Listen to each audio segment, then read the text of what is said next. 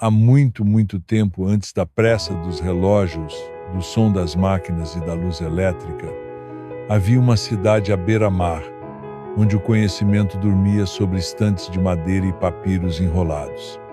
Era Alexandria, no Egito, um porto de encontro entre mundos grego, egípcio, persa, romano, onde navegadores, pensadores e sonhadores se cruzavam pelas ruas de pedra branca. Ali, entre os jardins e os ventos que sopravam do Mediterrâneo, nasceu um lugar feito para guardar ideias, a Biblioteca de Alexandria. Imagine-a agora, com os olhos quase fechando, um grande edifício com colunas altas como árvores, janelas abertas para o mar e corredores longos cheios de silêncio. Ao entrar, o cheiro do papiro e da tinta enchia o ar e o som mais alto era o das sandálias tocando o chão polido. Cada rolo cuidadosamente copiado à mão guardava vozes do passado, poemas da Grécia, astrologia da Babilônia, medicina da Índia, filosofia do Egito. Disse que a biblioteca nasceu do sonho de Alexandre o Grande, mas foi sob o governo dos Ptolomeus que ela cresceu dia após dia. Ptolomeu I, antigo general de Alexandre, queria criar ali não só uma cidade, mas um farol para a mente humana. E assim foi. Nenhum navio podia ancorar no porto sem que seus livros fossem copiados e arquivados. Eles diziam que todo o saber do mundo deveria ter um lar, e ali seria. As pessoas que cuidavam desses livros eram chamadas de escribas, tradutores e filósofos. Entre eles, havia uma mulher chamada Hipátia, muitos anos depois da fundação da biblioteca. Ela era sábia, serena e caminhava por aqueles corredores como quem caminha entre estrelas. Hipátia ensinava astronomia e matemática, mas também sabia que o saber precisava de calma, paciência e escuta. Pense por um momento, enquanto hoje a gente corre atrás de respostas ali em Alexandria, eles sentavam à sombra para fazer perguntas. Como nasce uma ideia?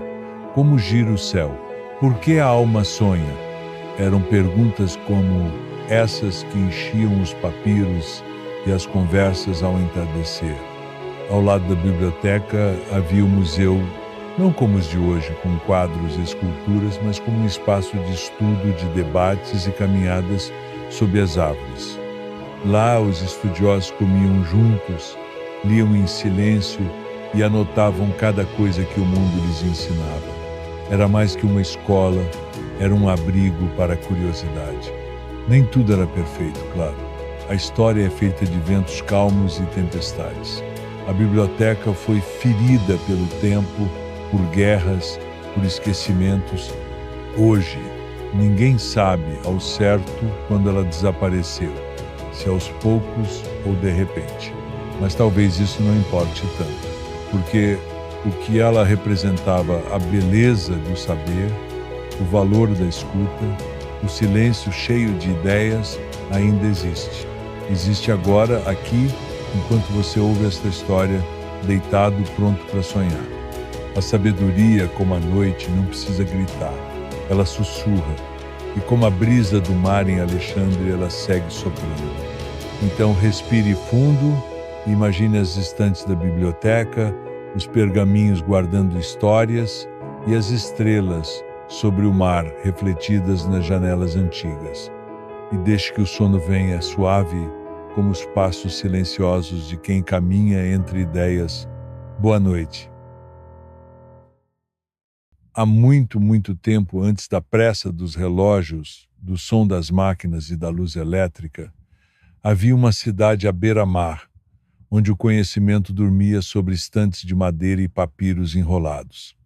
Era Alexandria, no Egito, um porto de encontro entre mundos grego, egípcio, persa, romano, onde navegadores, pensadores e sonhadores se cruzavam pelas ruas de pedra branca.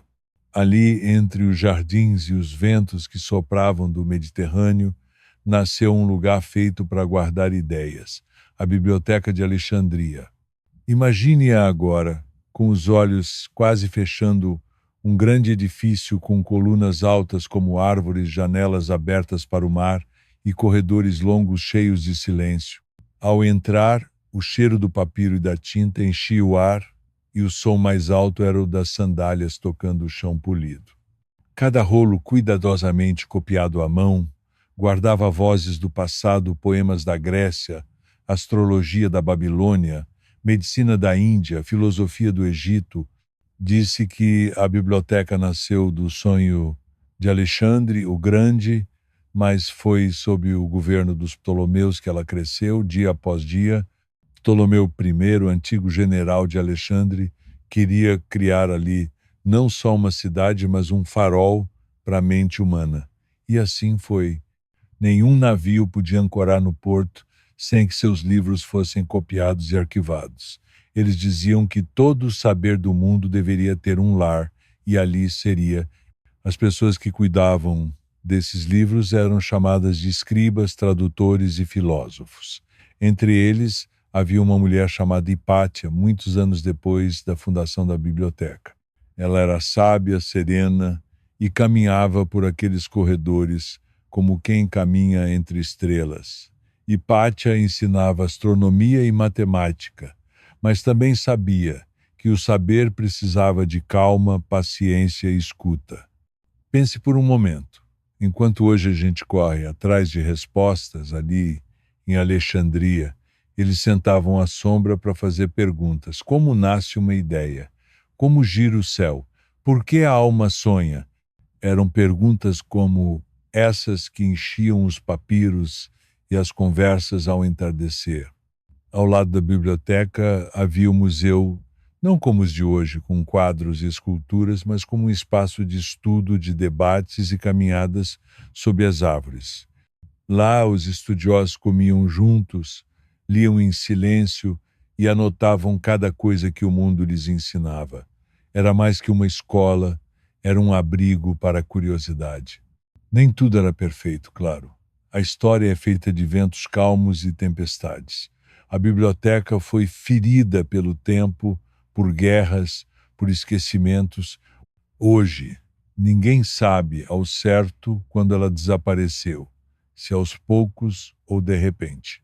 Mas talvez isso não importe tanto, porque o que ela representava, a beleza do saber, o valor da escuta, o silêncio cheio de ideias, ainda existe. Existe agora, aqui, enquanto você ouve esta história, deitado, pronto para sonhar. A sabedoria, como a noite, não precisa gritar. Ela sussurra. E como a brisa do mar em Alexandre, ela segue soprando. Então, respire fundo e imagine as estantes da biblioteca, os pergaminhos guardando histórias e as estrelas sobre o mar refletidas nas janelas antigas. E deixe que o sono venha suave, como os passos silenciosos de quem caminha entre ideias. Boa noite.